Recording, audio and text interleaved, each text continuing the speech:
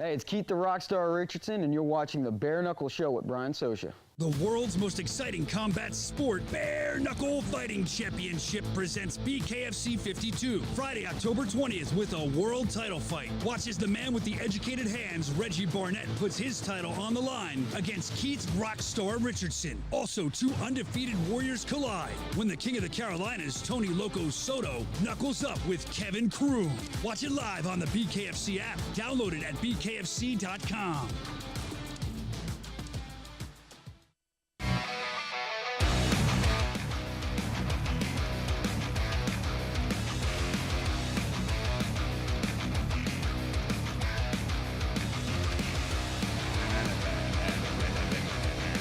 We are back at it again, all the way live from Satellite 5. I'm Brian Socia. Glad you're here. They're already starting on the chat before we even get into what we're covering today.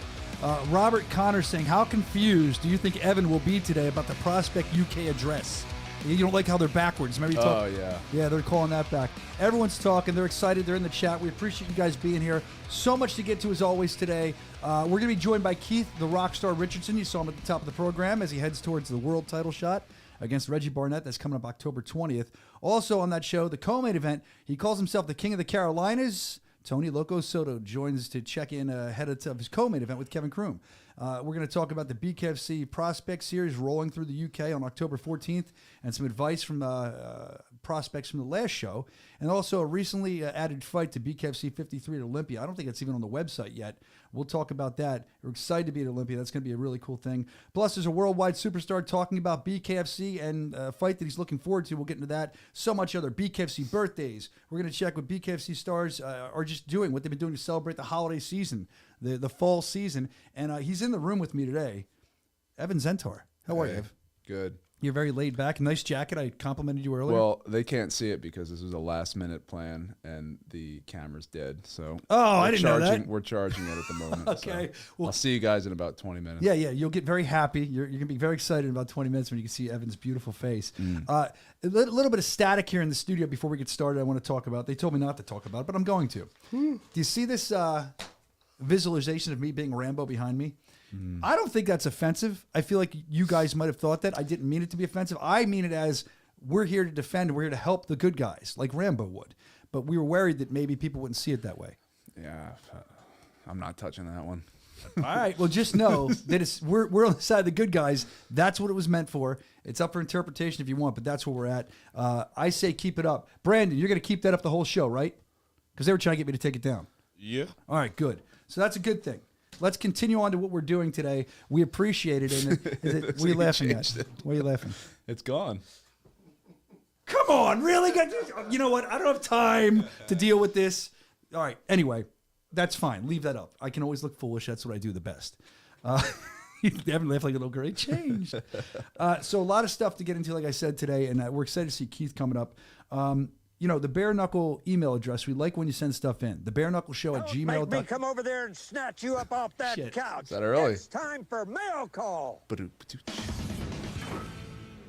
You're on top of it, Brandon. I'm going to try that one more time because I want to nail it perfectly. Let's get into the Bare Knuckle email bag.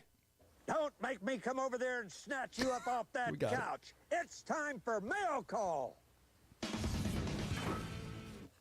All right, there we go. Thank you. We hit that almost perfectly. I didn't expect you to be on top of that. Thank you, Brooke and Brandon. First thing I want to talk about is we always put your pictures up. You can send them in, videos, anything you want. You can even try to text them in if that's easier for you to, the bareknuckleshow at gmail.com. The other thing I want to talk about is a lot of people, well, two people sent this in. Tony Soto, since we're having him on later today, trolling Kevin Croom. We were sent this video, so let's check out the video. I believe he's wearing the mullet wig. I didn't get to watch this yet. Let's take a look at it. So I grew my hair out for the fight in 2 weeks. So I get you know I'm ready. Where is it? I just complimented you. I literally just complimented Broken Brandon. There we go. So I grew my hair out for the fight in 2 weeks. So I get you know I'm ready.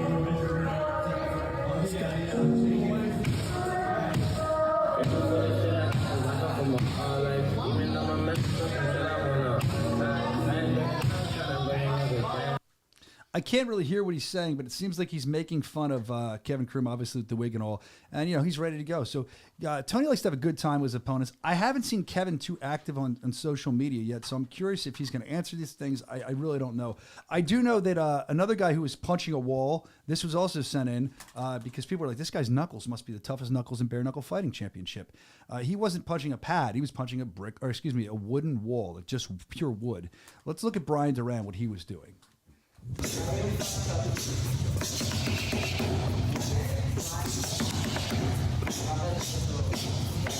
145-pound king right there. There you go, 145-pound king. And that was only, the whole video was like a minute, him punching a wall. That was the end, and he was still going like that. We've seen this guy punch hammers, sledgehammers. We've seen him punch everything. Evan, I mean, I've never punched a wall like that. You have a wooden wall behind you. I punched a lot of walls. Well, yeah, when you're angry. I was an angry youth. When you're angry. My dad actually... So when when my parents were moving at their house back a few years ago, whatever. Yep. When I used to play Call of Duty when I was like 12, I would get so fucking mad when I would die, and I would punch holes in the walls. But my dad would beat my ass if he ever found it. So I would like put like posters up and like different things to like hide them. And then when they moved, they had to like take all this stuff down, and they saw all this shit. And I was like long moved out by then. And he called me. He's like, what the fuck is all this? Come on over. I want to beat your ass real quick. Yeah. So I had to help him patch walls and. You always punch a wall, then you're like, shit, why'd I do that? And your hand hurt. Yeah. So, but I've never. You want to punch the wall? Not that one. That's like. Drywall is different, but yeah. Well, he's punching straight wood. Brian Duran's knuckles, I agree. They must be one of the toughest we have. Let's talk about another tough guy in his knuckles. BKFC tattooed across his knuckles. Zach Calamus, the Shark. This on the plane home from last show. How did we sleep on this? Zach Calamus must be the luckiest man alive to be able to sit with bare knuckle bombshell Caitlin. I mean, what a great scene on the plane. I mean, it could be argued maybe that Caitlin is the luckiest woman alive. The luckiest gal, absolutely. Sitting next to Zach. What an honor. What do you think that conversation was about? What do you think it sounded like? I wonder how early it was. I know, because some people want to sleep that early, but Zach's usually fired up. Zach's always fired up. Yeah. It looks like the sun's out in that window. Yeah, I got to talk. The sun's out because he's sitting next to Caitlin, right? I mean, that's what it is. And I feel like I'm a simp. But no, we love Zach and Caitlin. We hope you had a good time on your flight home with Zach Calamus. He's been hanging out in pumpkin patches and stuff. The guy's celebrating the holidays. We'll talk more about that next week. Let's also see what Reggie Barnett's been up to, because Reggie, of course, in the main event coming up, we're talking to Keith Rockstar Richardson in just a couple minutes. He'll be on here defending his title. That's what Reggie's doing. Reggie's having some fun, though, getting ready for it. And they call him Educated Hands for a reason. Here he is at an arcade. Look what Reggie was doing. This is pretty incredible.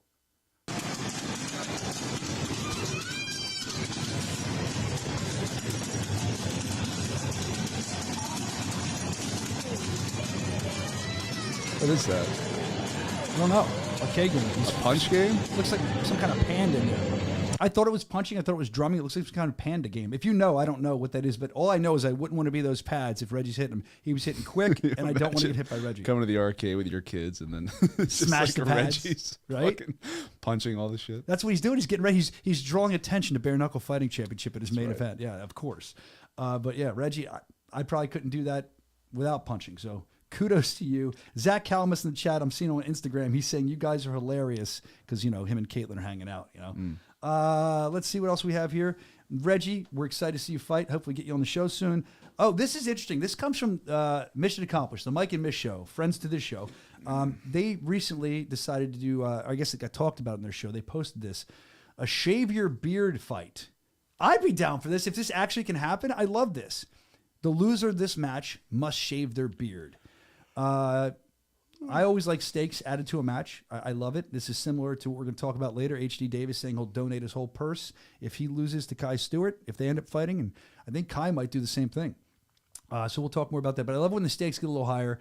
Would you like to see, which one would look better without a beard, Evan? I don't even know. Probably. They both. I'm at a weird angle. Who is that?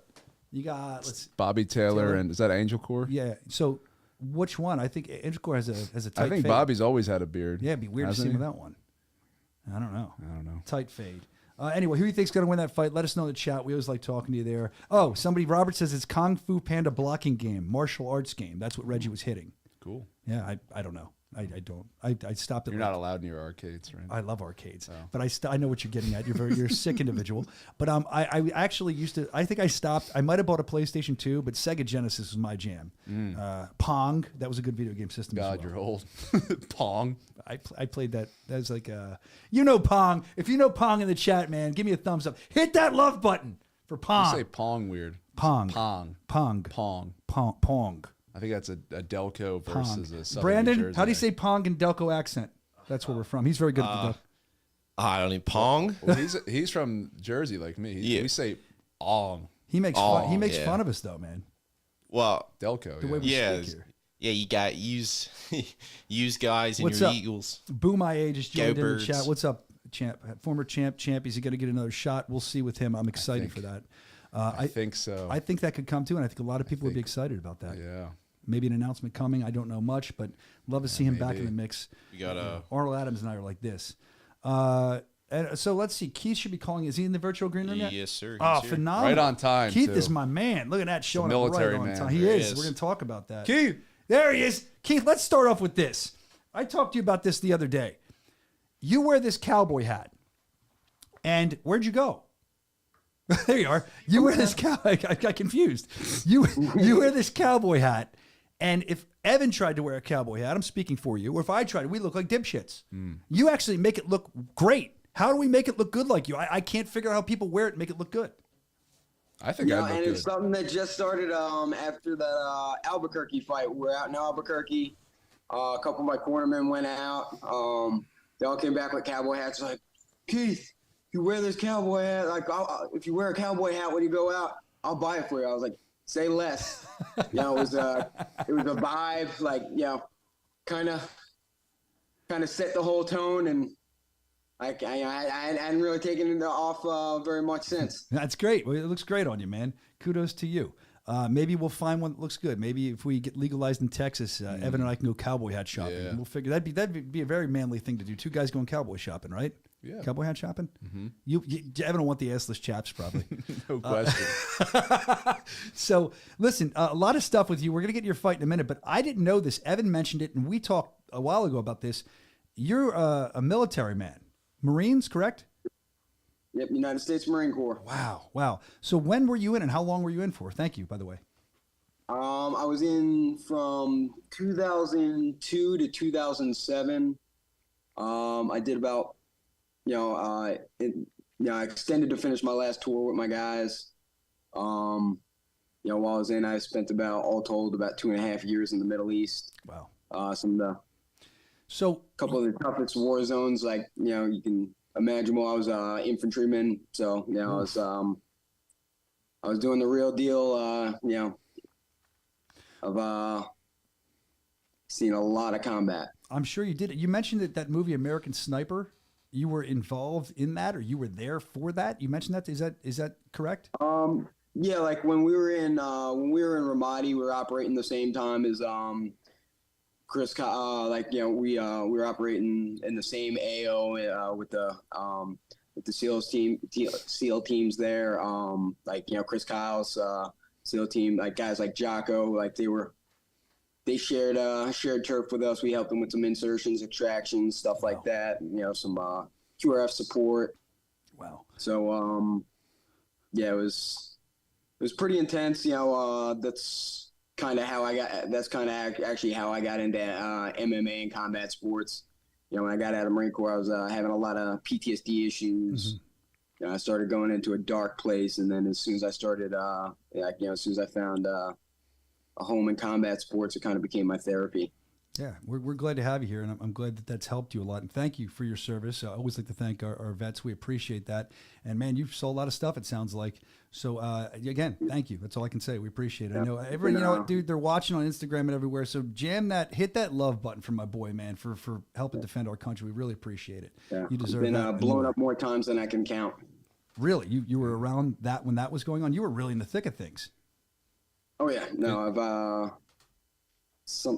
my vehicle's been hit or nearly hit by over 30 IEDs. I've had taken RPGs to the windshield. I got a crazy picture RPG took off one of my antennas.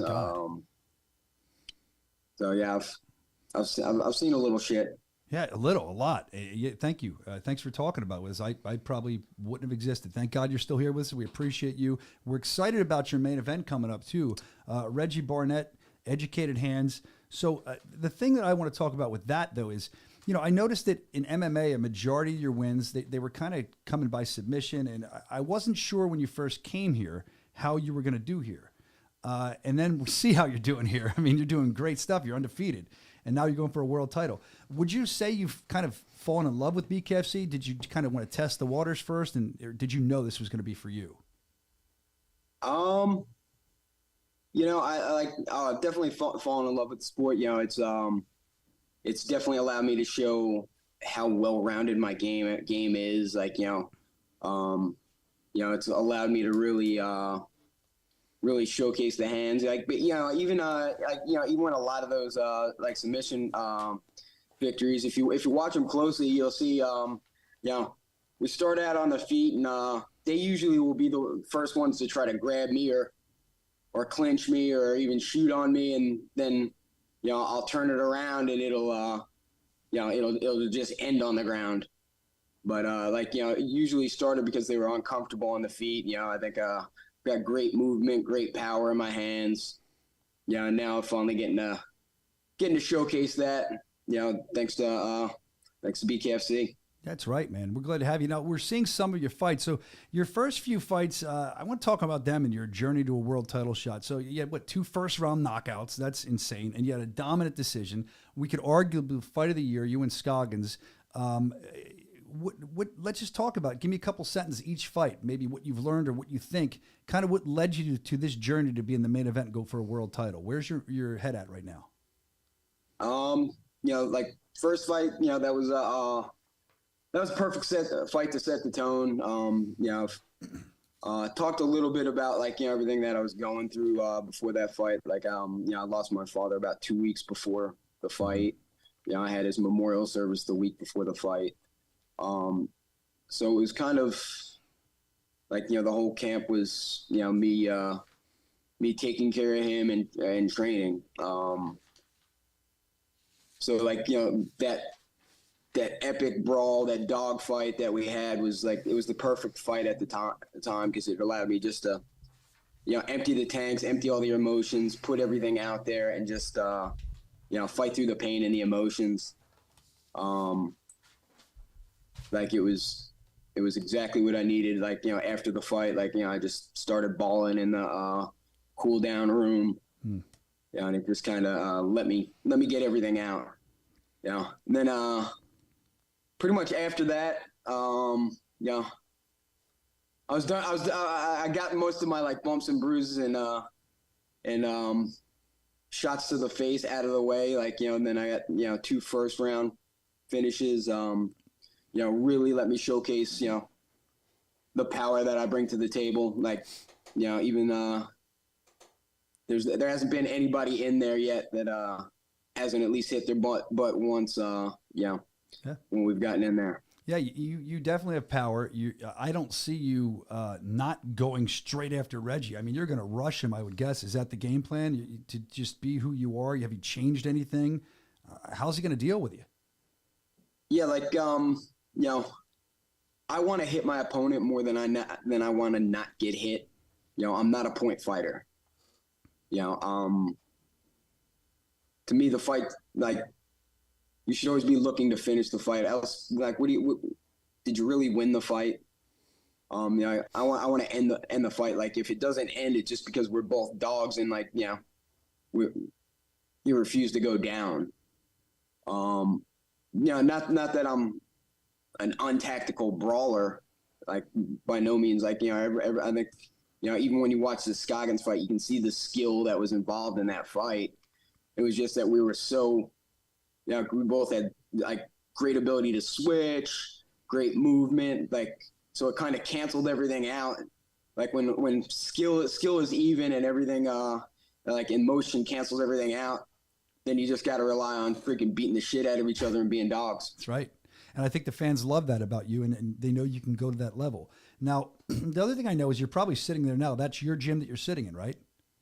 Yep. Modern Warrior MMA. There you go. A little plug. check them out. But you're sitting there and you will teach classes. You're teaching people that obviously aren't professional fighters, aren't as good as you. You're training with other people. I would imagine owning that gym is almost like you never take a day off. You can't pick up bad habits because you're always trying to teach the good habits. Does that help you in training for these fights that you don't really take any time off? Absolutely. Like, heck, I haven't taken a day off since the Perez fight. Wow. I'm not one of the, one thing that I learned from being in the Marines is it's better to lead from the front. So I'm doing all these classes with my guys. I got a great fight team behind me. I get great people that come in, the coach come in to train with us. So, I never stop working. I'm a bit of an older fighter. Yep. So I think if I did take time off, you tend to not get back to where you were, once you start hitting a certain age.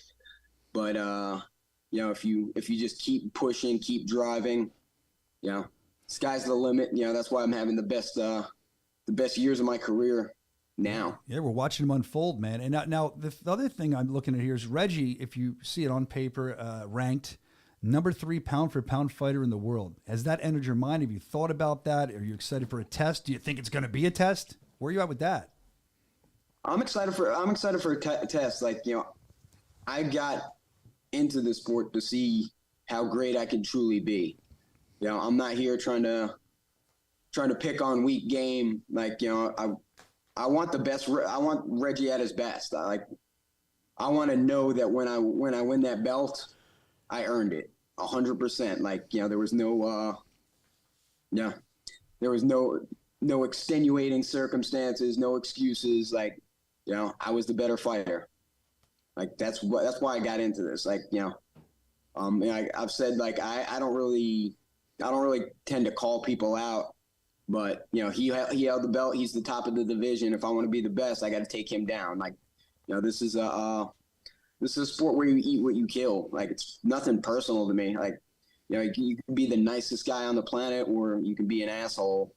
I'm still going to fight you the same. 100%. So you talk about being the nicest guy on the planet, being an asshole, maybe being a little arrogant, maybe having a lot to say. You're not typically one of those guys, but I don't know how many people know this. I just saw this the other day. Reggie is with one of those guys who's very talented, who's the number 2 pound-for-pound fighter in the world. He's training a little bit in Florida right now with Lorenzo the Juggernaut Hunt. Now, Lorenzo is extremely talented, one of the best we have. So you got 2 guys that are super talented working together. Does that enter your mind at all? Does that not intimidate you? I mean, are you alarmed by that? Where are you at with that? Have you seen this? No, doesn't intimidate me at all. I said,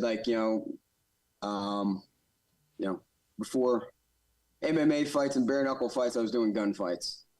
Yeah. You can train with whoever he wants. Like I said, I want him at his best. Lorenzo Hunt, legend in this sport. Good. Hopefully, he'll get him ready for battle. Yeah, I'm excited because I think it's so interesting to see that Reggie went there to train with Lorenzo, knowing the help that he was going to get. Reggie, let's be honest, is already at a pretty high level as a fighter. So let's see what he picks up from Lorenzo. Lorenzo is going to polish him up a little bit. I know you've had a great camp, it sounds like, as well. I know winning the world title means a lot to you. To me, this is the biggest fight of your career, a world championship, worldwide television. It's gigantic. So we're excited to see you in here. Before I let you go, outside of fighting, something you told me one time I think is interesting. You have a love for stand-up comedy, right? Absolutely. Who doesn't love to laugh? I know one guy that doesn't like stand-up comedy.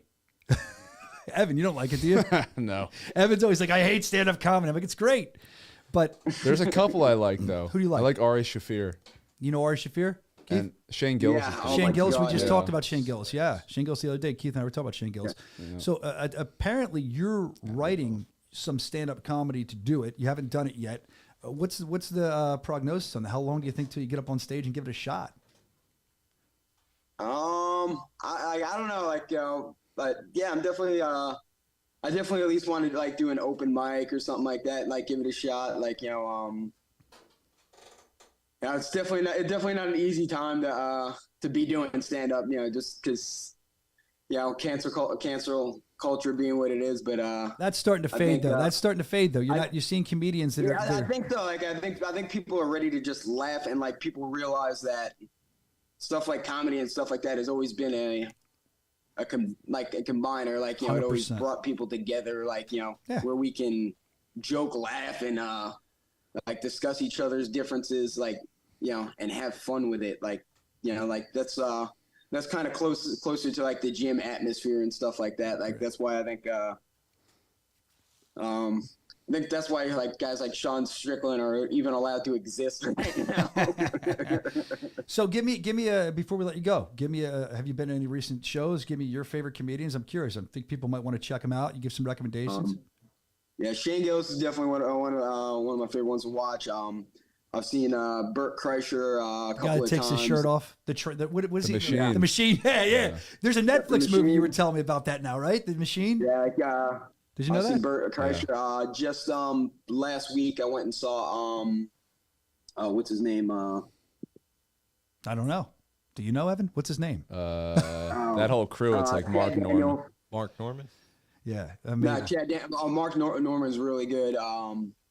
And then I got tickets to see. I'm supposed to go see Dave Chappelle, and then I got tickets to see Brian Callen. Well, nice. They're great comedians. Chappelle is a guy that doesn't care. He's got so much money, he'll say whatever he wants. So we love Chappelle. I like Chappelle's style where it's like skits. You know, he's funny. Yeah, he's funny. I don't know how. I know the young one. I think both of you guys last week or a couple weeks ago, Evan and Brandon, we were talking about Andrew Dice Clay, and one of you guys didn't know who he was. I don't know who. Wow. Who's that? Well, you really don't know? No. Look him up. I think you would really like him. He does dirty nursery rhymes and stuff like that. He's from like the 80s. He was the biggest comedian ever. Got banned from MTV. He was selling out like huge stadiums and stuff. Really? Andrew Dice Clay. Yeah, he's pretty funny. He's not the guy who like screams like. No, that's Sam Kinison. Sam Kinison. He was good too. Yeah, go where the food is. Dice Clay's like hickory dickory dock. Finish it. Let's Evan, let's know. Hickory dickory dock. What do you think comes next? Rhymes with dock. Probably cock. There you go. So that's a start. Yeah. There's Jack B. Nibble, Jack B. Quick, Jack Burnoff is, you know, it's all there for you. Andrew Dice Clay, someone I think you would like because you have a very dirty, horrible mind like myself. Okay. Bathroom humor. Toilet humor. Yeah. We're very excited for you, Keith. Excited to see the rock star in action again. I know the Bare Knuckle fans love you. Appreciate taking the time to come on. Maybe when you get your comedy set ready, we'll put a little studio audience in here and you can do a comedy set on our show. That'd be fun. Yeah, we'll give it a try. Well, good luck. Have a great fight. God bless you, man. And I hope you get the world title you're looking for. Appreciate it, brother. Thank you so much for coming on. Appreciate it. Keith's the man. I would love to sit down and get like 2 hours of war stories out of him and see. He's probably got so many. I don't know. Said he was. Would he tell him if you had PS? I mean, you're a military guy from from a military family. Yeah. Well, he'd probably be open to talk about it. Does your pop ever talk about stuff like that? No, he wasn't really. Didn't want to. No, I understand that. No, I mean, who knows? I think if he was open to, I think people love hearing that stuff. People can't believe in the chat that you guys don't know Andrew Dice Clay. Yeah, I don't know. You'll like him. Dice was first on Howard Stern. He was he was a Stern guy. Then he's had all these fights, but he's funny. 02 to 07, that was like he was in the shit. Who? Keith. That's 02 to 07, that's like yeah. the fucking Dude, right after 9/11. That's like enduring freedom, like fucking full scale. I don't know. Them up. I don't know if he said it on here because I didn't hear if he said it. Maybe you did. Yeah. But he was able to get out. He told me one time earlier. But he stayed and went on another tour with his guys. Well, that's like full on American Sniper. Like if you watch that movie, that's like exactly what he did. That was the same time like 9/11 happened, and then Chris Kyle went in and joined the Navy SEALs, went through that whole training, and then he was in country by like probably the same time. Keith 02, 03. It's insane. Like yeah. I mean, again, you grew up in a military family. I had people that were in the military. I'd heard stories, but God bless the military, man. Because I'm going to tell you right now, especially back in the day when there was a draft. Oh my God! Shit, the way things are going now. It could be. Thank you for that uplifting moment on the show. But I won't be able to go. I'm older than you. Have to go, won't you? Yeah. Yeah, you'll be in. I couldn't go. I don't know. They start young though, so I'm 28, so they go like 18 to 27 and then once they run out of people, they go up. All right. They wouldn't want me anyway. I don't know where my rundowns are. I lose everything. It's all right. all the time. We can just riff a little Yeah. bit. Who Well, we got next? we have stuff. We have Tony. We got Soto coming We up. have coming up, but there's all this stuff, and I don't know where my rundown is. So next coming, I think we're going to do birthdays next while we're waiting. No, for I'm going to Soto. try and get my camera back. Get your camera back on. This is great. So I lose this every week. I lose my format. It's like I'm so dopey. I can't believe I do this. old and senile. I am. That's why they will take me in the war if we go. I'm old and senile. I know that, first of all, I want to talk about birthdays. Luis Palomino, happy birthday to him. There's him and Tyler Goodjohn celebrating. That's one of, I mean, who would have thought they'd ever be friends, the heat they had? But, you know, strange bedfellows as far as fighting goes. Happy birthday to Luis Palomino. I think we have There's another that one. saying again, strange bedfellows. You've never heard that. I have. You said it before in the Oh, show. have I? Well, let's see the other one. This impressed me. I sent you the other one, right? Of Luis is celebrating with his family. And this just shows you. Did you? I guess I didn't. This just shows you what a legend he is. If you look at go to his social media page, Instagram, you can see he's got all his titles on shelves. And there's just wall of titles from Bare Knuckle Fighting Championship. All right, am I in frame here? I wanted to take a moment to wish Luis Palomino one second. a very happy birthday. Broke It Brandon's going to fix my mistake, and he's probably going to show it. But yeah, it's cool. It puts it in perspective. We know Luis, #1 pound for pound fighter, but look at all those titles in the background that he has from Bare Knuckle Fighting Championship and his family. Basically thanking them for a wonderful day that he had. There he is, Luis Palomino. We love that guy. Another guy we love, the president, the founder of Bare Knuckle Fighting Championship.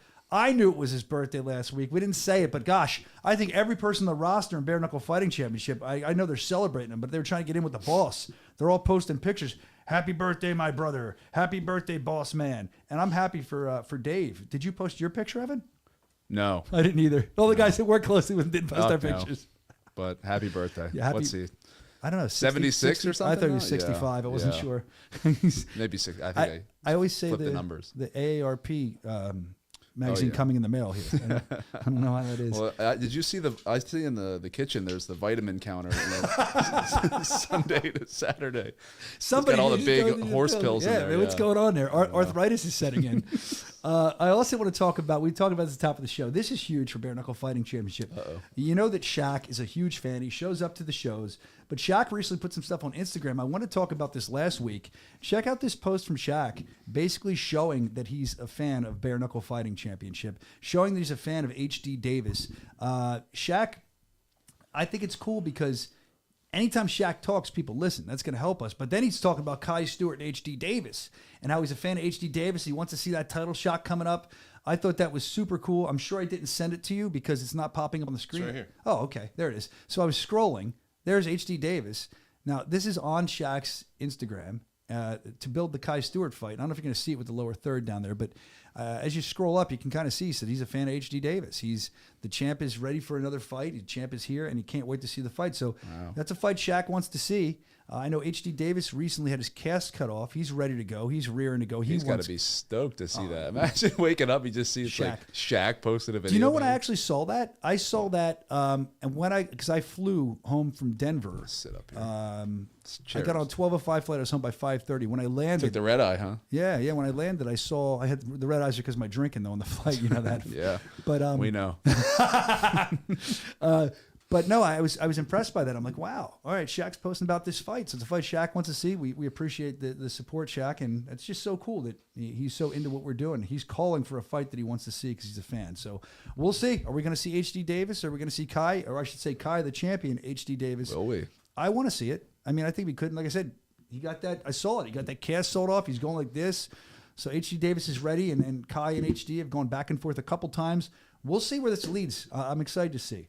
Another thing I want to talk about is, this is interesting. Halloween's coming. You know that, right? Mm-hmm. I haven't discussed what you're going to be for Halloween this year. Any ideas? Oh, I already bought my costume. Oh, you did? You texted? I bought a priest, father. Are you really going to do that? Yeah, the full thing with the white thing, all that. You as a priest? Yeah. Dude, you're going to get struck by lightning immediately. I know. We should wear our costumes in for the Halloween episode. I would. I think Halloween's on a Tuesday, actually. I think or a so Monday. too. We can figure out what we're going to do because I don't know. I don't know what I'm going to be. I got a couple things I'm running through my head. I thought about being Hulk Hogan. What have you done in the past? Halloween is on a Tuesday. We should come in dressed. Yeah. I'm going to drive here in my priest out. I bet if I go and get like coffee in the morning, I bet the priests get like free coffee. They like probably cops do. do. They probably do. You know what's funny? When my friend was, this is a true story. My friend had a a military ID, and he would show that when he got pulled over, and that would get him out of tickets. Yep. But then he lost it. So then he went, when he was time to renew his license, he got the priest Halloween costume, took his photo with the collar on like a priest. Right. And then that way he thought it would let him out of ticket. I think I was brilliant. I had a military ID because when you're in the family, they give you one to go on base because we go for like doctor visits and shit. I used to buy cigarettes when I was like 15 because there was like, look, there's no way you couldn't be that age. What did you smoke? What kind? What's your brand? My first ones I ever had were Marlboro Reds. Okay. And then Like I switched to Newports. Newports. Oh, the ports, man. Yeah, get that little mint taste. And then Camel Turkish Golds, I think they were called. And then I settled on Lucky Strikes. Unfiltered? Yeah. What the hell's the matter with you? That's how I got this nice surly voice. Bro, I smoked a Lucky Strike one time when I was drinking because I asked somebody for one. It's toasted. I was so drunk, they were like, I looked at the cigarette. I'm like, it's good. You can do any side. I if you're said, drunk. which side? Yeah. They laughed. They said, either one. They said, don't do it. I lit it up and I threw up immediately. Oh, I miss it so much. Unfiltered. You're crazy. Delicious. Tony Soto coming in a minute. The reason we're talking about Halloween, you can drop it in the chat too. Taylor, we got to get to Taylor Starling really quick. Posted this video the other day, and I thought you might want to see this before we get to Tony. Taylor Starling, here she is with her Halloween garb on. Let's see it. Hit the play button, Brandon. I'm throwing Brandon off in there. So this was my reason to talk about Halloween costumes, just because I wanted to play this for you guys. So what are you going to be for Halloween? Let us know in the chat. Taylor's getting ready for Halloween. I do have an idea. People could maybe go as... they could do like a combo costume. They could go as Taylor and Jad Masam Wong. That'd be good. We've seen that before. Have we seen that before? I don't know. Have we? Oh, we have a combo costume. Brandon, Yeah, you and Brandon can do that. Brandon's we should come in like that, dude. Who are you going to be, Taylor or Jad? I'm not going to be either. Fun killer. Anyway, let's talk to a guy. Let's talk to a guy that we love on the show. He's been on before for Tea Time with Tony. He's going to be facing Kevin Kroom coming up at BKFC 50. What are we at? 2? Is that where we're at? Yeah, 52. Yeah. There he is. He calls himself the King of the Carolinas, soon to be the King of Bare Knuckle. Tony Loco Soto. How are you? I'm doing great, man. What's going on with you gentlemen? Nothing much. What are you going to be for Halloween? Have you thought about it? Are you too busy training? As much as a character you are, I might be you for Halloween. You better get a horribly escape-shaped beard and some very greasy hair, because I'm a dirty Italian, as you called me on the video you shot that we showed last week.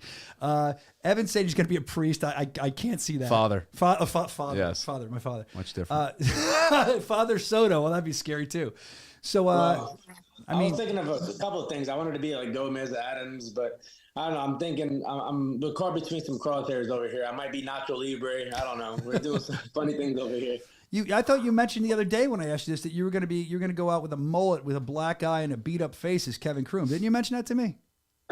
Oh, I didn't. Maybe not. Yeah, we'll keep that. So I'm happy to have you on here. He's like, oh, what are we talking about this dumb shit for? don't out what I was saying. You say your own stuff online. We played your video earlier. It was sent in via email with the Kroom wig on. The one thing I've noticed is Kroom hasn't been as active. Usually people chirp back. He's been very quiet. Do you think he's just trying to concentrate? You think he doesn't care? Where are you at with that? Well, I think that's all because of the whole situation that happened with him. After, I guess, his last fight with the whole scandal thing that he went through, I think he kind of just shied away from all social media platforms because he was kind of getting chewed up from, I guess, the MMA community and a bunch of people. Yeah. So, yeah. I mean, that's a great assumption, but we're going to talk about your fight in a minute. I want to talk about some other stuff. There's a guy that's still talking about you, and I noticed the other day you're still talking about him. This Tyler Goodjohn, the fight that you had with him, your last fight, he's saying that he won. I believe it was a unanimous decision toward you, but he's basically saying that he won and he wants the rematch. He's calling you all kinds of names, and I saw you chirp back online the other day. Talk about that fight. What are your views on that fight? What happened there? All right, so I'm just going to put it all out there. This guy, his fans are really ruthless, or family members, because they seem to be private accounts with like fucking 2 followers. And these people are writing some reckless things. I believe, he believes that he won and whatnot. Listen, at the end of the day, we both step in there just like Mayweather, right? You have the opportunity to step in and fight. You have the opportunity to win. Don't leave it to the judges. That's on you. If you really watch a lot of my fights, I don't take much damage. I really roll a lot of punches. The primary target for this fight for him was the body shots. He hit me with more body shots than headshots. I did roll a lot. I did move my head a lot. Like look at the replay. It's all body shots. Look, I looped. I went under that headshot. A lot of those shots were not to my head. I had one cut. What was that? To the side of the head. Like it wasn't really my face. I'm happy with my victory. Like I told him backstage when we were getting stitched up, that would definitely be awesome to have a rematch in the future. But get a couple wins and let's build it up. I was professional back there. We even took a picture together. That's why I made that post. Yeah. Because it's like these people, they act so much different behind the screen. They act different when they're around other people, but when you have them by themselves and when they're just, pretty much vulnerable because they're by themselves, they tend to act a lot different. For those who've met me, see me in public, see the way I move, I am the same exact fucking person. I do not change for nobody. I am who I am. I am who I say I am. I keep that same energy. That is one of my famous lines. I keep that same energy. You guys see me. Well, you guys see me at the last fight in Virginia. I'm just that guy. Like, I'm a crazy guy, but I'm respectful. Yeah, I'm respectful, though. Fans want, pictures or autographs. Or I even went up to you guys like, hey, let me get a fucking hat for the kid. Give me a hat for the one You of the did. kids. You were coming up to me. I got a kid over here. I need a hat. I'm like, Tony. But yeah, you're a good guy. I just try to be more of a positive influence on the younger community, especially, because they're the future bare knuckle fighters. True. And you got people like him going and just the way he's talking about it, it's not like it's, fun, like he's making like a fun of it, like to build it up, to make it to potentially be something. It's kind of like he's shitting on me and the organization. So it's kind of like you're pretty much blacklisting yourself, bud. You need to fall the fuck back, train, get a couple wins, and let's build it up. It's an excellent way to look at it, and we appreciate your thought process on that. I'm sure Tyler will have something to say about that. And, it's a free country we live in, so I wouldn't mind hearing this rebuttal. I'm sure we'll see it on social media. Too bad it's not his country. Sorry, what? I do enjoy Tyler's fights. I've said it all the time. As you saw when you're in there, he's tough as nails, and I know he wants to win, but I just like watching him fight, win or lose. He's, like, fun to watch. But let's talk about your fight you have coming up here. Let's get on that a little bit. Where do you see your career headed after Kroom? I mean, I know that you think you're going to win Kroom. I always say you wouldn't sign if you didn't think you're going to win. Where do you go after Soto Kroom? What happens after that? It's up to what the boss man David Feldman wants. What do the fans want? We all know what I deserve. We all know where I should be fighting. We all know who I should be fighting. But I'm not a prima donna. I'm not a bitch. I'm not going to consistently cry. If you don't want to give me a title fight, it is what it is. Give me an opponent. I'll put on a show. Like when I first started doing this, I told you guys I wasn't in it for the money because I wasn't. Something that was a passion became an obsession, and now like I'm obsessed with just being under those lights, being in that squared circle, doing what I love best and fucking just performing and letting those demons out. It's just one of those things that I tend to become obsessed with. People are in the chat, by the way. They love your shirt, as do I. I want to comment you on that shirt. That's a great shirt. Legendary, they're saying. Great shirt. Good choice. Perfect. So as we look at, now we know where you think you're headed. You don't seem to care. You're just here to fight and entertain, as you're saying.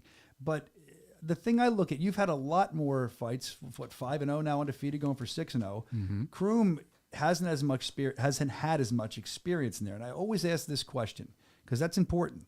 In bare knuckle, that's very important, that experience. Where are you with that? Will that kind of hurt him not having experience? Do you think he's enough of a pro fighter over the years it's not going to bother him? Well, as like a crafty veteran he's had a shitload of fights. Yeah. I think he has the capacity to, make the adjustments. But at the same time, I don't think as far as bare knuckle goes, I don't think he fought anybody with the volume that I bring, as well as somebody who could actually take a fucking hit. Some of the guys he fought really didn't know what to do in the clinch, as you've seen in my 4th and 5th fight. I'm okay in the clinch. I like being in the clinch. I know how to get out of the clinch. But I think the volume, the speed, just the tenacity that I bring, it's just a different volume that he's used to in bare knuckle. And listen to this, Mr. David Feldman.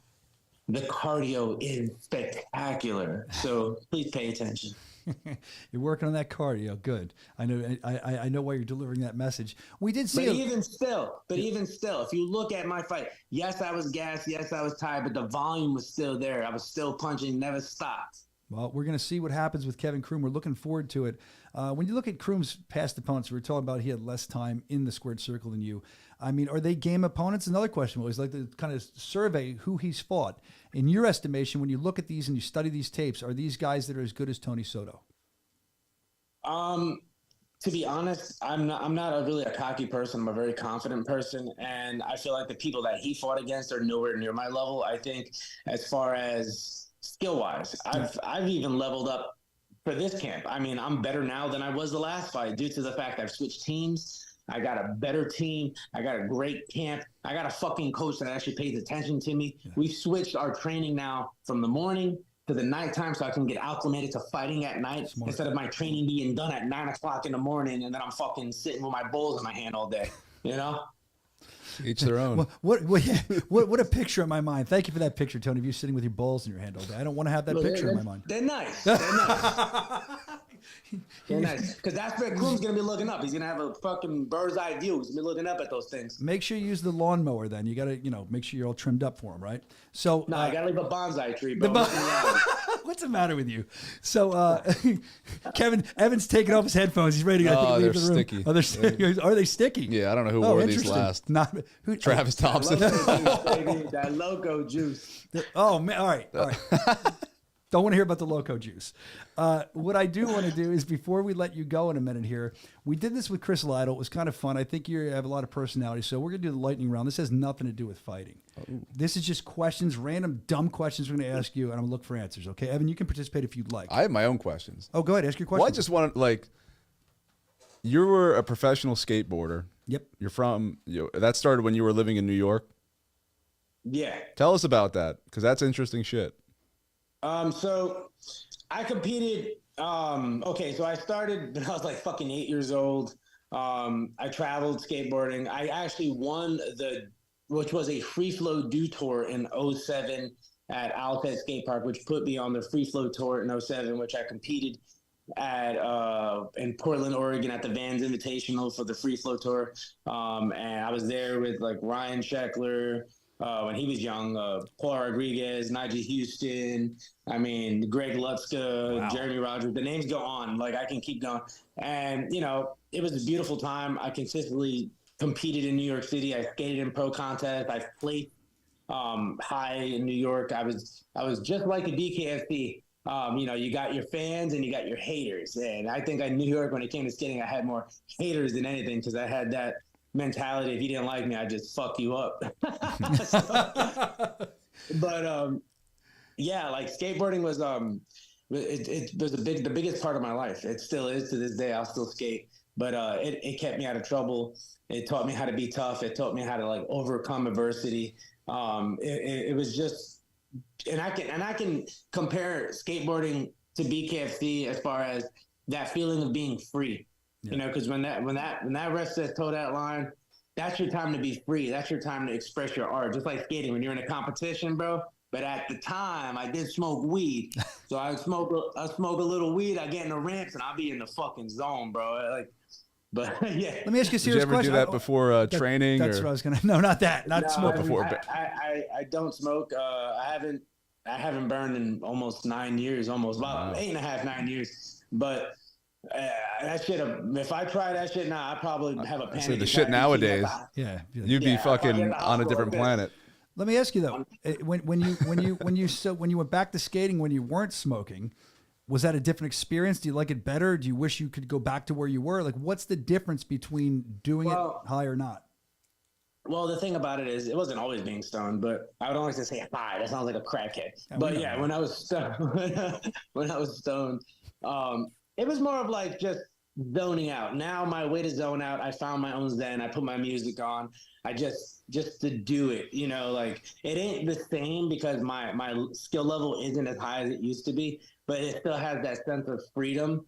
It just feels phenomenal. I still have a shitload of tricks though, and I'm still regaining a lot of them, but the risk to reward isn't enough. You're guaranteed gonna fall. You're gonna fall. It doesn't matter. You're gonna fall. And just the years of broken bones and torn ACLs and injury, it ain't worth it before I have a fight. So this whole camp, I haven't touched my skateboard. but it has been in my trunk. You're a true skateboarder, man. So you mentioned you listen to music, and that's good for you. What's the kind of music you listen to? Tony Soto, what are you into? Oh, my genre is crazy. Like, it goes from being like EDM to rap to hardcore fucking rock to classic rock. I listen to everything except fucking country music. That shit is weird. That's weird shit, bro. The New York. Yeah, some people. Do you like that song everybody's been playing? The new Which one? one's that? The Is that Richmond, like north of Jelly Roll? Richmond? No. That one, the big one that everybody, it's all over Facebook. I'm not in radio anymore. I don't Oh. pay attention to this horrible music. Oh, never anymore. mind then. It's that song. The guy just complains the whole time. He's like, Oh, I've heard that. we don't make enough money. I've heard that one. I've seen people post it, but People love that scrolling. song. Yeah, I listen to it. All he's doing is just bitching about shit. I got a good John enough to if I want to hear some bitching. That's all he does. It's the bitchin' blues. All right, so I guess it's the blues, yeah. Yeah, but I guess that's what the it's blues is. The modern day bitchin' blues. There you go. All right, I know you got limited time here, Tony. So let's get through No, this. I don't. I ain't got it. I'm a motherfucker. Come on, let him riff. Oh, let's riff. What else you I got? got time too. Well, Let's talk. let me hear this. I want to know what happened to Tony's hair. Tony had when you were skateboarding. No, your hair looks great. It's fine. But when you were skateboarding, you had this insane hair. I mean, it was like, what happened? Yeah, it was from here to here. Yeah, why'd you cut it? Realistically, why I cut it, but I moved out here to North Carolina, right? I started working for FedEx first, and I had like a little bit of a beard too and a little mustache. I looked Arabic, and I was making deliveries, and you had these fucking pistol holding rednecks saying, "Hey, let me ask you a question." I'm like, "Hey, what's going on, big guy? Where are you from?" New York City. No. Your background. Where you from? I'm like, I'm Puerto Rican. They're like, oh, okay. All right. You can pass. There's a lot of things going crazy in this world. And then I had the opportunity to work with corrections, so they contacted me for an interview. I went, and they said that I had to cut my hair if it was past a certain length. And at that point, my hair was like down to my shoulders. So I got rid of it. I attempted to grow it back, and the wife about killed me. Really? So Well, that's what I want to know about. With the wife? No, being a CO. I was gonna say, No, not the wife. No, you can't ask questions like that. Your time as a CO, I don't know if you still are one, but you had to have had some See crazy crazy stories shit. there. Yeah. Oh, stories, bro. You don't have enough time in the day. Like, I'll tell you one specific one. story. I've seen a lot of trauma with that shit. There's one guy that we called the Joker, and this is real. Oh, okay, God. I know where this is going. So what they do, they create razors, but they'll take a battery and they'll flatten the battery, right? Yeah. And so this guy flattened the battery. He cut himself from his here to his ear. Oh my God. Right. And after he did that, he cut both his Achilles tendons. And then he just like literally sat on his bed like that, bleeding. And when we went in to get him, I mean, the amount of blood, if we were there maybe a couple minutes later, the guy would have been dead. The amount of blood was ridiculous. How do you get a razor? No, he made the battery I into a he razor. took the battery, flattened it out. Now we have a lot of self-mutilation, and being at the time I was the hospital officer. So you have guys, I had a guy swallow 5 sporks, like sporks. He swallowed them? Five of them, yeah. And And one perforated his bowels, and they had to go in, and like he had like a shit bag on his side. And what about what about his shit bag? He says. What about as far as fighting? I mean, these inmates might get a little rowdy. I mean, you're a bare knuckle fighter. Even before, are you engaging with this there? I have probably more respect than anybody in there. I treat everybody like humans, just like we talk right here. I talk to them like, "Yeah, what the fuck are you doing?" I'm like, "Oh, okay, so." Like, That's important though when you're there. Yeah. I always feel like you get more by treating people like people. Yeah. And, I come across the way you come across to me. So if you're an asshole to me, I'm an asshole to you. If you can be nice to me, I'm going to be nice to you. So. Tony Soto, you're a prick. I don't like you. Okay. You're supposed to be mean to me. I'm trying to be an asshole. You don't fucking like me? What are you going to do? I'm not going to do shit. All right. I wanted to see your match manager. I actually enjoy you, Tony. I'm glad you're on here. So there was a thing I saw. The guy that works with us, Mike Davis, sent me this. He used to work in prisons. He was on a show called The Squeeze. I've never seen it. But apparently this guy in prison, this is crazy. Let's see if I can remember this. He would make a mixture of like bodily fluids, and then he would put Nair in there, and he put broken glass in there too. I think somebody broke glass, and when they walked by, he threw it on the guys, and it would cut them and infect them. This was the most. That's nuts. That's crazy. Like, how do you even dream that up? I guess you have a lot of time. I wonder how you got glass. Like, I know I have officers that I've worked with that inmates state they'll take coffee, they'll shit in it and put piss, mix it, and then throw it on them. But a lot of people who do that, like a lot of inmates who do that, the mental health guys, they're scared to go back to the yard. So by them doing that, it allows them to stay on seg. So they do shit like that so they don't have to go to the yard, because some of them are actually, believe it or not, there's a lot more scared motherfuckers in there than anything. And, not shitting on the North Carolina prison department, but I feel like they really do protect a lot of these, child molesters. And I feel like they really, put them all in the same unit, and they pretty much protect them all.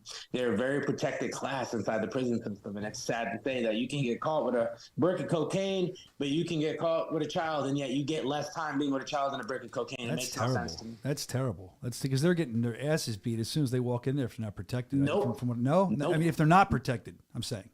Yes, sir. So they're okay.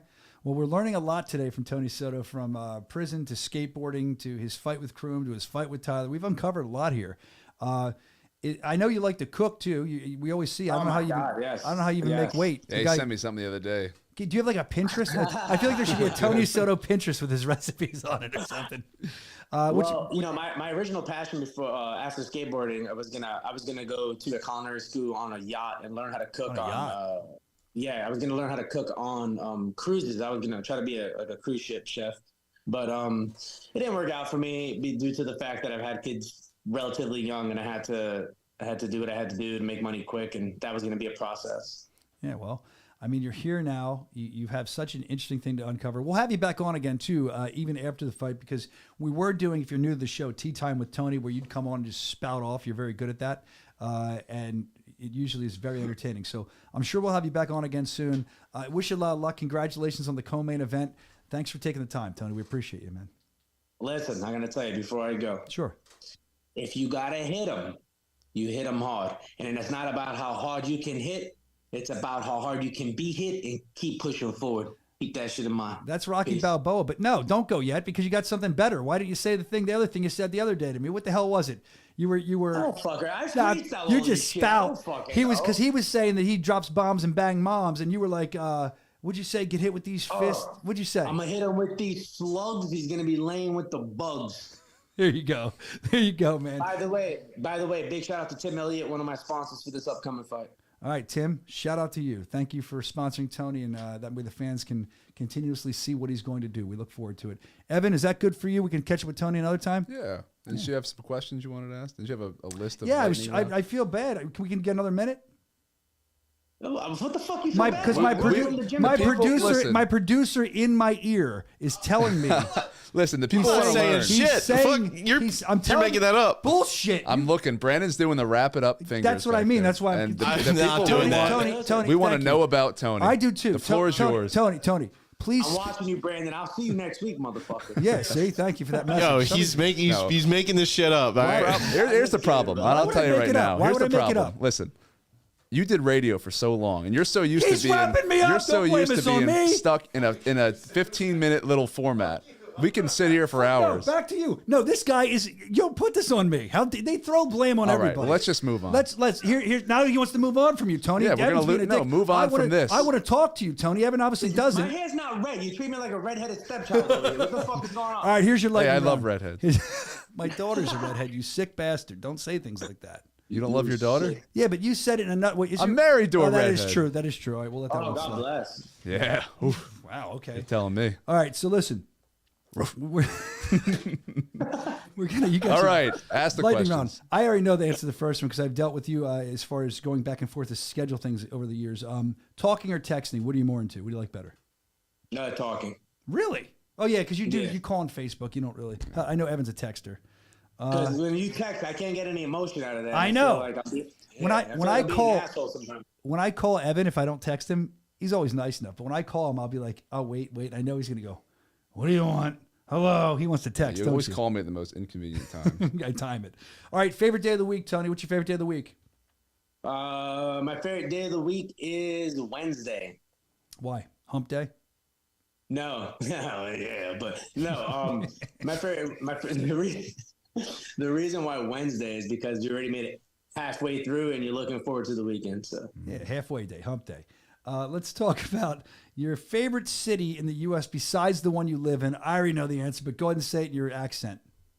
What do you mean? New York fucking city. I'm from Brooklyn, bro. That's the best in the world. It doesn't matter where you're from. That's not a city. That's its own fucking entity. It's its own world. I wanted to give you time to talk about that. I knew you'd like that. This is good. We got this from Lytle last week. We did this with Lytle, and he uncovered something with him. Hopefully we can uncover it with you. Is there a nickname you had growing up that you don't get your parents or somebody called you or your friends? What was your nickname? Oh my God, I have two of them. I can't believe I'm about to say this. All right, so my grandfather used to call me culo gagao, which means in English, piece of shit. Say it again in the other. Say it again. Culo gagao. Culo gagao. Oh, I don't know if I can do it. Culo gagao. Oh, gulo gagao. Evan, can you try that? Culo with a C. I don't know, dude. Culo gagao. But a lot of other people used to call me tormenta, which means tornado or torment, because I was just this little bad motherfucker, bro. I was bad. I was really bad. Skate rat. That's good. So we've learned your nicknames. I think Evan's Evie Butt. We've learned that. Yeah, and Evan from Heaven. Evan. That's another one. Evan gets you 1 minute in heaven. And then the other one was Lytle was Gumby. They used to call him Gumby. We're learning every week. I love that. And we got Broken Brandon in there. So would you rather be just able to speak every language in the world or be able to talk to animals? I'd rather speak to animals, man. That's so much fucking cooler. Oh, speaking of that, look, I got my little Chihuahua. Let me see. Dude, you do not want to talk. All they're going to say is like food, feed me. I know where the food is. What's your dog's name? Now here comes Callie. Oh my God, my dogs are all coming over here now. Come here, girl. Well, you got more. What are your dog's names? Oh, they're all coming one by one. Oh, see, this. I want to point this out. Tony Soto gets a bad rap about dogs because of what he said. He's very friendly with dogs. He has multiple dogs. You know, and that's a good thing. We see that. Sometimes you can kind of hang out with your dogs. You're not going to do the things you say. That was just all for show. No. Listen, we are in such a sensitive time. Like the picture you posted up earlier. Oh, I'm worried about what, bro. Get your fucking fingers out of your ass. Roll the fuck up. For real. These people over here twiddling their thumbs and people become so comfortable behind the screen being able to talk. Like, bro, we grew up in a whole era where like it was fuck you, pay me, you know, like all that bullshit. Like, you know, whether you're gay, straight, you know, there's two bathrooms. Like now you're trying to have male, female in a transformer bathroom. Get the fuck out of here, bro. I can't. I love having more bathrooms because when I go out and then they have a private bathroom, you can use it. And I I do at the airport all the time. Evan tucks it back. I take the gender neutral bathroom because it's like a little apartment in there. I agree. You know what? You ever seen a men's bathroom? It's fucking disgusting. Huh? Evan, if I see a gender neutral bathroom, I'll shit in the fucking urinal. They don't have urinals. Wait a minute, hold on, slow down, Evan, because I want to make sure everybody heard that because you're talking over him. You what are you gonna do if you see one? We are. I'd shit in a urinal. I kind of want to try to shit in a urinal anyway now. See what happens. No matter where we go. If there's a gender neutral bathroom, I was like, it doesn't matter what gender, and I'm like, really? So I can do what I want in this bathroom. So I'm gonna shit in a urinal. BKFC 52. If you see shit in a urinal, Tony Soto was there. Hashtag shit in a urinal. Get it trending. Shit in a urinal. It's like, do you know what an upper decker is? Oh yeah, I've done it plenty of times. Don't fuck around and find out. Yeah, if you don't know, look it up. You know what an upper decker is, right? Oh yeah. All right, there you go. How about you, Brandon? You know what one is? Okay, Brandon knows. He does it at his house all the time. We're all in the loop. All right, good thing. Scale from 1 to 10. How good of a driver are you? Solid 8. Solid 8. All right, we like that. And the last one, because she was big in the news, and we did this, I think we did it last week with Lytle. Might have left this one out. But fill in the blank. Taylor Swift is blank. As flat as a handball court. Tony Loco Soto, everyone, on that. Good luck on your fight, man. Thanks for coming by. I appreciate you guys. Listen, be good, man. Thanks for coming on. We spent a lot of time. Unfiltered Tony Loco Soto. That's what there we he want. is. That is what we're looking for. Looking forward to that fight. BKFC.com. Grab the app. Make sure you grab that app, and then you can see all these great fights. We got a little off track. Before we get out of here, let's get finished up here with the day. I do know that we left off, we were talking about birthdays earlier, and then we were talking about what you could be for Halloween. We saw those great pictures. But now let's talk about another beautiful woman in Bare Knuckle Fighting Championship. We've seen her fight before, versus a debuter. I'm talking about Crystal Pittman, the rugged beauty. She's back. Here's the post, and I love the post. She said, such a pretty smile. Such a pretty smile. It's a shame if someone wiped it off her face. The debuter, going by the name of Jay Nasty, Jordan Roslin, excuse me. We're looking forward to that fight. Crystal Pittman is always a pleasure to watch. She's so tough. I get another one. Win or lose, she just loves. She can have her face beaten. She loves being in there. She's with Shift MMA. They've been making some waves. What do they say, Evan? What Shift MMA say? Shift. They go, uh-oh. They go, uh-oh. They go, Shift. So we're looking forward to hearing that, seeing that. Looking forward. I don't think it's even on the website yet. So there you go. Looking forward to Crystal Pittman. Another thing I want to get through here is we have prospects coming up. You know, the prospect series, heading over to the UK across the pond, looking for some new prospects that we could sign. I'm curious to see what we're going to find there, the birthplace of Bare Knuckle. But I thought it was interesting, excuse me, from the first prospect series, there's guys that did quite well. And basically, they're just giving advice. They're giving advice, which I had here in the rundown, and it's gone. So let me get that advice for you. They're giving advice. Hey, at least I'm honest. I could lie about it. Yeah. So they're giving advice on what you should be doing for the prospects. What you should be, how you should be. Like what we want to see. Yeah, what you should be seeing. And basically, you had the one guy because for some reason, who knows with this website? It's not on the website, but it is on the app. It's on the app page. You can go bkfc.com and grab the app, that tremendous app that we've been working with. We've been shilling. Shilling, yes. years. Well, $7.99 a month. How could It's you? How the could best you? deal in combat sports. Yeah, it is. It's a great deal, actually. It is. But if you go down and you look at what the prospects are saying, it's not on the app. Lord in heaven. Oh, there it is. Okay, fight hard. Basically, that's what they're saying. We can flash the pictures back up now. Yeah, fight hard. We can do better than that. I mean, you know what Senior wants to see. He wants action. He doesn't want people taking breaks. And Torres knows that. Torres say, you know, if you remember Torres, that's the guy that earned the opportunity with that epic 5-round battle with Harry Diaz. Mm-hmm. He's a standout. He's seen opportunities like this. He's correct. They don't present themselves only once in a lifetime. So you better take advantage of this opportunity. Basically saying there's no crying if you don't do it. Now's the time. Mm-hmm. And then Laban, he scored his contract, if you remember, 21-second KO, I think he had. Justin Watson, I believe it was. He's saying that fight smart, fight hard, and show why you deserve to be in BKFC. I mean, these are common sense things, but it's interesting to hear them saying that. These are guys that have made that jump, and now they're trying to, hopefully other ones do it I love the prospect series. I love how we can just build, these guys. And these are young guys too, so they're going to start. You're going to see their, we have all these cameras on them now. You're going to see their rise from tryouts to prospects to a BKFC show. So now you can really follow their journey.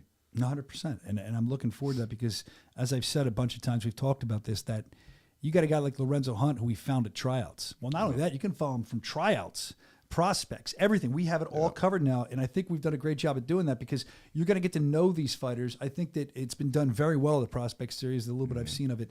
I'm excited to see what they're going to find in the UK. Very, very excited about this Saturday night.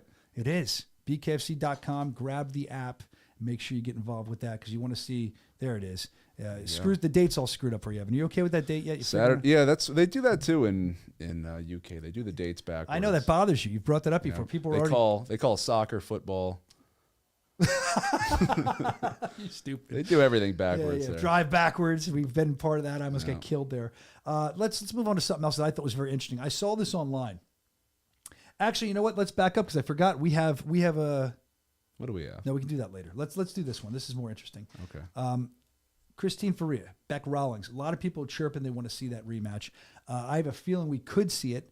I know they're both excited about it, it seems. I mean, I was following their social media. I don't know if you saw this, but I'd like to show it now. You can see the post right there by Christine Faria. I hope David Feldman lets me touch this one again. Rowdy Beck Rawlings. So she wants the fight. And then Beck comes on. Sorry, I'm not punching poles like you. Because you remember we aired that she was punching the steel poles, showing her toughness. And then you can see what Christine said. They're going back and forth. Basically, I think it's out of context. I don't know if we have the other slide, so you know why this happened. Beck must have posted a picture of fighting with gloves.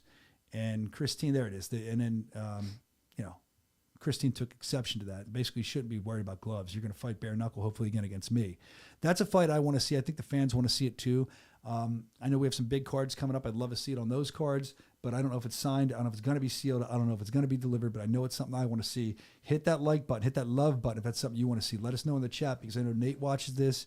I know Dave watches. So if you're a fan, you can make a difference. I want to see that fight. Yeah. I want to see it. I want to see it too.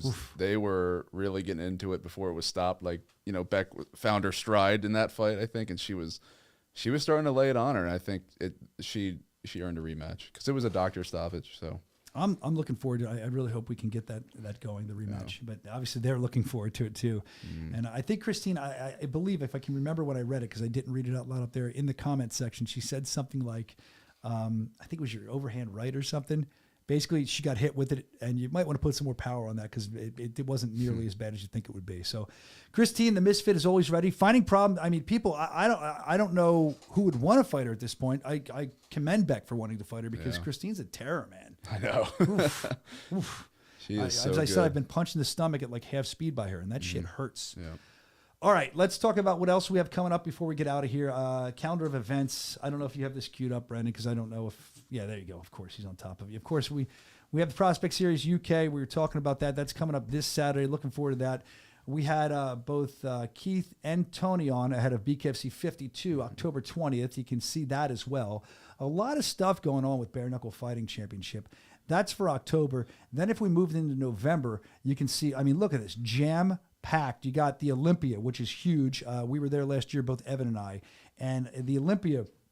there's got to be 100,000 people there. It's gigantic. If you come there, you get free samples of all your supplements. You meet all these famous people. It's a really cool event. Even if you're not a bodybuilding fan, it's just cool to be a part of. We'll have a booth there. We'll be engaging with you. And then on Friday night, we have the big fight coming up. Like we said, Crystal Pittman, the Rugged Beauty, she's going to be on there. We talked about that earlier. You see the world title being defended. Julian Lane with a big comeback. And you brought this up the other day. Kazgan. Yeah, a lot of people talking about Kazgan. He has the entire country of Turkey behind. If you go on our Instagram and look at any post of him, there's like 3,000 comments of Turkish flags. Like he's a legend. He's like the Donald Trump of Turkey. Like he is just so beloved, and all of his fans are always on it. So I'm looking forward to seeing him fight. And Julian Lane, who cares if he wins or loses? Matchup. He just fights. That guy's he's insane. Yeah, and I mean that with love, Julian. No, I like him, but that guy, his fights are just bangers. So you know you got Pittman, who's tough as nails. I just like watching her fight.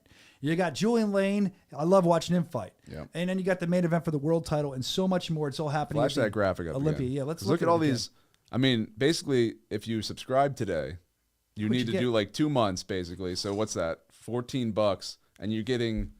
With this, so what's that? 6 events, 6 full shows. Think about that. $14. Shit, man. That's not bad. Well, the other thing I want to bring up is you have the legendary fight in Thailand coming up. Yeah, and I how know about that? Britton Hart's on that card as well versus, I believe, Poe Denman. Going to see what Britton does on that card. But we've been talking about this fight. Special rules, bare knuckle. Yeah, they're going to kick. There's kicking and elbows. Well, hold on, we're going to find out about that. We're gonna let them talk about that. We have a video. Oh, the rules? Yeah, where we can go through the rules. And this was just published. Did you edit this? Brandon did. I produced it. So okay, cool. So now he wants to see it. Yeah, let's see it. It looks good. These are the rules for that special fight coming up. Nice riff. So many people are asking, what is bare knuckle Thai? Bare knuckle Thai is a new innovation in combat sports brought to you by Bare Knuckle Fighting Championships. So the rules are based on traditional Muay Thai, but with a bare knuckle twist. Bare knuckle Thai rules are as follows. Fighters compete in a BKFC squared circle. Fighters obviously compete bare knuckle. Fights are scheduled for 5 2-minute rounds, exactly the same as BKFC rules currently. There's 1 minute interval between each round. It is vital that we determine a winner. So in the case of a draw after 5 rounds, we will go into a sudden death round. This fight will continue. During the fight, fighters are allowed to kick. Fighters can punch. Fighters can use elbow strikes. Fighters can also use knee strikes. Spinning attacks are allowed. Fighters can use the clinch, but only with the intention of attacking. The clinch is only permitted for 3 seconds. Sweeps and throws are not allowed. Stalling of the action is not allowed. Strikes to the back of the head or the spine are not allowed. Each match includes 1 referee and 3 judges. Fights will be scored on the 10-point must system. There is no 3 knockdown rule. Fighters cannot be saved by the bell in any round. So we have created this new fighting style to be fast, furious, and we guarantee non-stop action. There you go, guaranteed nonstop. And we get that with Bare Knuckle Fighting Championship and that's anyway. The only fight that's going to be with those rules is the main event. Of course, So you're still going to have a bare knuckle show, but it's just like with those two, you can't take away their kicks. See it. Yeah, you want to see, like, that's their whole career, and to not let them do what they do would be. I have a feeling that this is going to be one of our biggest events of all time. Do you think it might catch on if they like if the kicks and all that? 100%. And it's going to be the first barefoot match in the they're not going to have boxing. If you remember Big Ben Rothwell, we thought he was going to be barefoot because we couldn't find shoes to fit him, and he was freaking out about that. So yeah, the first I never thought about the first barefoot match, and I'm excited for those rules. I want to see how it plays out. That's what I would want to see. I'm really interested in in a Muay Thai fight, it's like boxing ropes. You can lean into them, but ours, there's no give on that. They're freaking titanium bars. So does that affect, if he gets against the ropes, it's not like you can kind of hang back, and dodge a kick. Like, if somebody's trying to kick you, you can lean back in the ropes. You've got some give. Yeah. Not happening. So there's going to be a lot of little nuances like that. You wonder, even being pro fighters for many years, that they'll have to get used to. I'm excited to see it. It could catch on. That would be really cool. Nick Chapman's excited about it. The man promoting bare knuckle in Thailand, who with that accent. Where's he from? England, Australia? He's from. He is from England. I forget where. See, there you go. So he's gone over there. He kind of sounds similar to Jake Bostwick. Similar accent. We'll have to find out they're from Jake's the same area. from somewhere in London. I forget if it was South London. Somewhere in London. No, because London's huge. It was like that's what I'm saying. South London or West. I forget. Narrow it down. Apparently, one of them is training in New York City. It says someone just writing here. Yeah, they do seminars and stuff all over the place. So they one of them. It might have been Bukaw was just over here. Yeah, that's cool. Well, we're looking forward to that fight. I think a lot of people are as well. I'm just more excited to see how it's going to play out. If we get back to the schedule that we're going to wrap up here in a minute, looking at November, you see that fight, which is going to be gigantic. Now you know the special rules. BKFC.com. Grab that app. And then we're moving on to the 17th of November.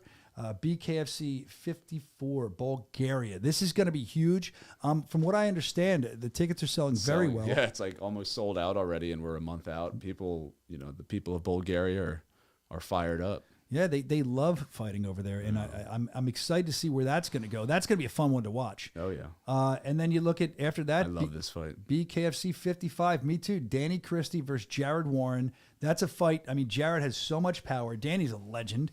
In his realm over there in the UK, and people know Danny. So I'm excited for that fight too. Jared has broken people's faces. He hits so hard. So that's something to think about. I mean, that's going to be a good fight. BKFC.com. Grab the app. What are you doing if you don't have it?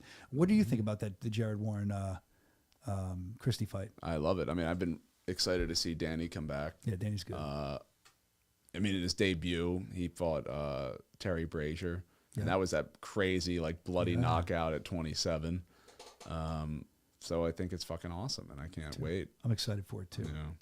I like to. I mean, there's a lot of American fighters I'd love to see Danny face. So to see how he matches with Warren, because I thought Danny Christie and Lorenzo Hunt would be such a good fight. Yep. So it's going to be like a gauge to see how he does against Warren. I thought the same thing. I would want to see him in Hunt, but Warren, Warren's not a disappointment. You know what I mean?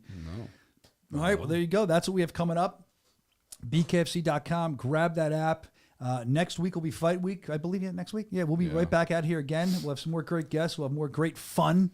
Evan, you'll be here again, and we're going to get ready our Halloween costumes for Halloween. Yeah. The plan is out. Broken Brandon, thank you for all your help. We appreciate it. Thanks, Brandoni. Dude, this is for you. Catch. Horrible throw. Great catch. Yeah. So here's what we do. You want a good throw? You want a good one? This is you want a good one? Yeah. All right. We remind you. You want to do it? Get bucked up. What's your bucked up? And knuckle up. Now you got to do this. Ready? Ah! Come on, Evan, do it. Nope. Ow! Oh. Where's the sound? Oh my God, are we out? Definitely the most complete bare knuckle fighter we have.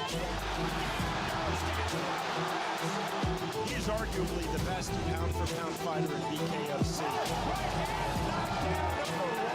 All due respect to Richard Barnett, you held the belt, but that's my belt now. I want it. I'm built for this shit. Are you not entertained? Kevin Crew came to drop bombs and bang moms. What's up, ladies?